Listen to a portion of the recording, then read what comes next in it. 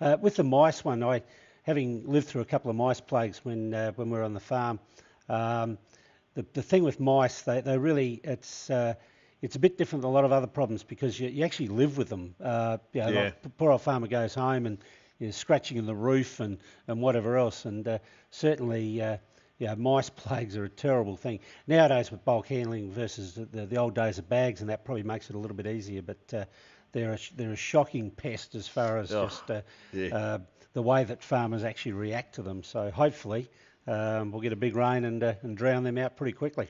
Well, hopefully so. It's going to be interesting, isn't it, Rob, to see with so much on farm storage of grain this year, how well that can handle through a mice plague too. Yeah, so a lot of that will come back to individual management by the farmers as well, but that is a huge problem. You mentioned the mining issue before. Can you just expand on that, because I think that's one which is really starting to, with the so-called mining boom or exploration boom, it is one which is starting to test a few farmers' minds. Yeah, look, it is, and I think it comes down to property rights and getting some common sense into this debate, Rob. As you're well aware, the Crown owns all exploration and all mineral resources. So in reality, farmers, and not just farmers, but all of us, only own about the first few centimetres of our soil. And if it's believed that there's minerals underneath that soil, an exploration company can come onto your property and they can explore, and then in time that may lead to mining. And there is actually very, very little that the landholder can do about that. We can have agreements in place that they don't, interrupt cropping cycles and that they take certain precautions and that they're respectful. But essentially, no farmer has the ability to say no. Now, farming and mining certainly shouldn't be in competition to one another, but farmers, especially in some of those prime lands around the Barossa Valley, Adelaide Hills, Fleurieu Peninsula, where mineral resources aren't really going to take off in a big way, should have the ability to be able to say no, and they should be able to have the ability to protect their land and maintain it for agriculture. Also, compensation is very inadequate. The Mining Act currently in place in South Australia was written in 1971. It's had some minor changes, and there's currently a bit of an overhaul of it at the moment, but it doesn't go far enough. It needs to be thrown out and we need to start again. I've got an example of a farmer on York Peninsula, lovely guy, where there's an exploration company on his property at the moment. Now, his two sons have just moved into his family business. If this exploration on his site turns into mining, it will actually take out 3/4 of his cropping property. And his dilemma now at the exploration stage is, what on earth should I do? Should I just hang on and see what happens and keep my fingers crossed and just hope that I might be able to negotiate some compensation?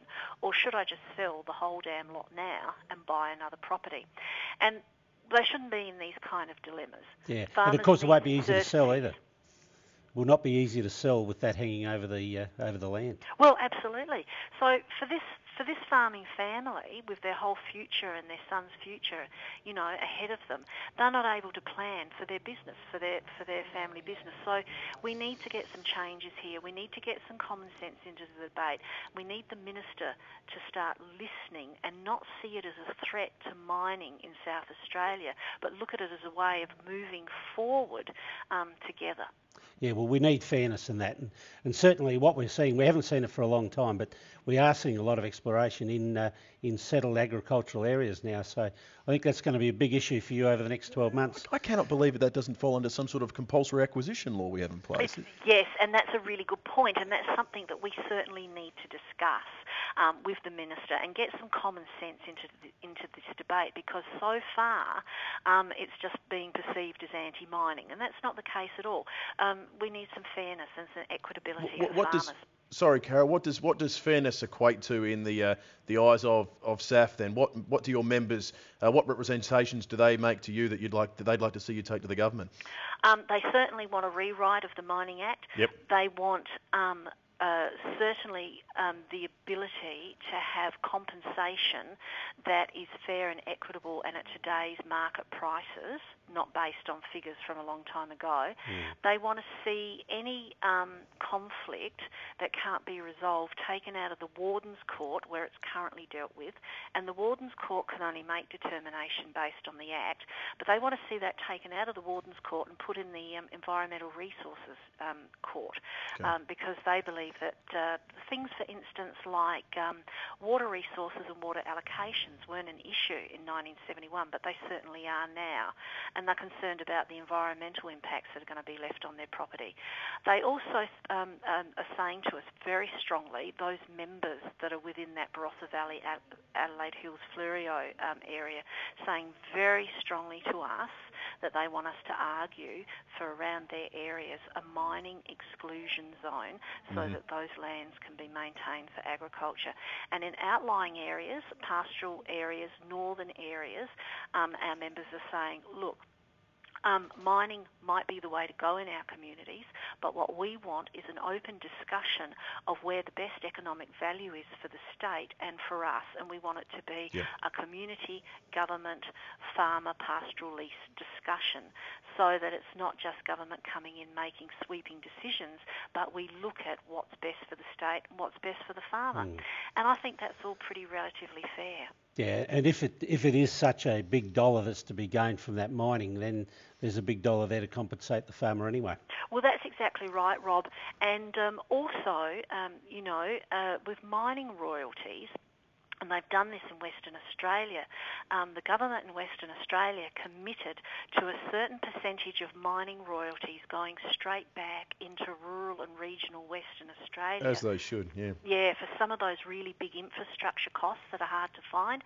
That's another thing that we're going to be taking to the Minister and to government is, why can't we do the same thing in South Australia and make that commitment? I wish we had the same level of royalties as well.